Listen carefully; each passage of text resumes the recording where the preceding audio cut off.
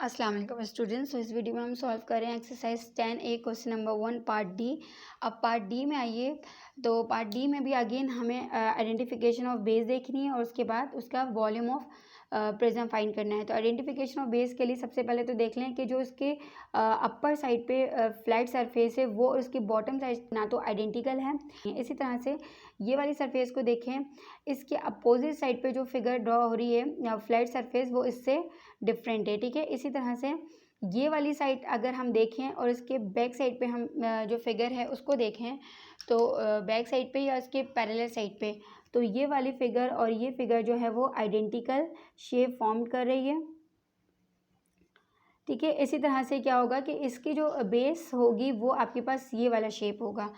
अब अगर इस शेप को आप विजिलेंटली देखें तो ये शेप ट्रेपीजियम फॉर्म कर रही है। ठीक है, ट्रेपीजियम क्या होता है कि ऐसी क्वाड्रिलेटरल, यानी क्वाड्रिलेटरल की मीनिंग होते हैं फोर साइडेड फिगर, तो ऐसी क्वाड्रिलेटरल जिसमें दो पैरेलल साइड्स होती हैं सिर्फ। ठीक है, तो डेटा में सबसे पहले ए की बेस है और इसका हो जाएगा ए। सम ऑफ पैरेलल साइड में ये वाली साइड होगी ए और सेकंड वाली साइड होगी बी।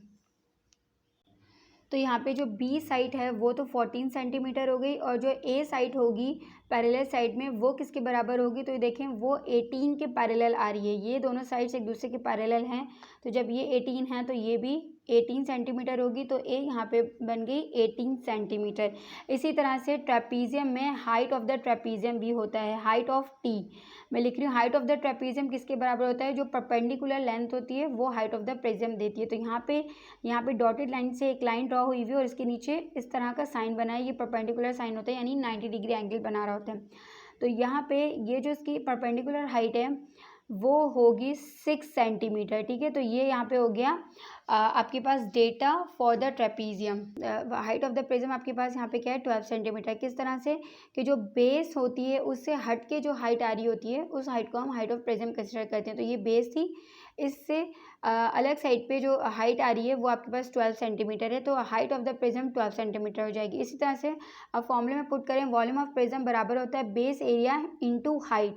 अब इस वाले क्वेश्चन में पहले मैंने बेस एरिया को अलग अलग फाइंड किया था, फिर इस फॉर्मूले में पुट किया था। इस क्वेश्चन में मैं एक साथ कर देती हूँ क्योंकि एक ही बेस है और उसकी कैलकुलेशन आसान है। अगर आपको लगे कि बेस में कोई ऐसी फिगर है जो फर्दर कंपोजिट फिगर यानी फर्दर फिगर में डिवाइड हो रही है, तो आप उसकी अलग अलग बेसिस फाइंड करें, उसका टोटल सम लें, फिर उसको हाइट से मल्टीप्लाई करें। तो यहाँ पे बेस एरिया, बेस में जो फिगर ड्रॉ हुई हुई है उसका मुझे एरिया फाइंड करना है ना, तो यहाँ पे बेस एरिया बराबर हो जाएगा एरिया ऑफ ट्रेपीजियम।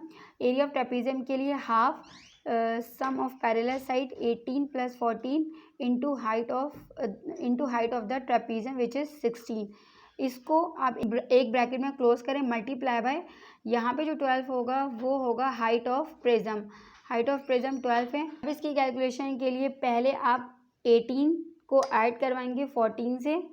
18 + 14 ऐड करने के बाद जो आंसर आएगा उसको आप पहले डिवाइड करवाएंगे, तो डिवाइडेड बाई 2 मल्टीप्लाई बाय यहाँ पे क्या आ रहा है 16 जो है वो हाइट ऑफ ट्रेपीजियम है, फिर आपने इसको मल्टीप्लाई करवा दिया 16 से, तो आंसर आ गया 96। ठीक है, अब इस 96 को मल्टीप्लाई करेंगे फर्दर 12 से जो कि आपके पास हाइट ऑफ प्रिज्म है। Multiply by 12 is equals to 1152 और यूनिट क्या होगा सेंटीमीटर क्यूब। अब आप देखिए मैंने एक ही स्टेप में इनकी कैलकुलेशन परफॉर्म कर ली। आप भी चाहें तो इसको पहले ऐड करके 18 + 14 32 लिखें, फिर 32 को आप फिर 2 से डिवाइड करें, यानी हर एक स्टेप को चाहें तो स्टेप वाइज लिखें, अदरवाइज़ आप इस तरह से कैलकुलेट करके 96 को मल्टीप्लाई 12 से भी लिख सकते हैं। ठीक है, तो 1152 सेंटीमीटर क्यूब ये आपके पास आ गया यहाँ पे वॉल्यूम ऑफ प्रिज्म।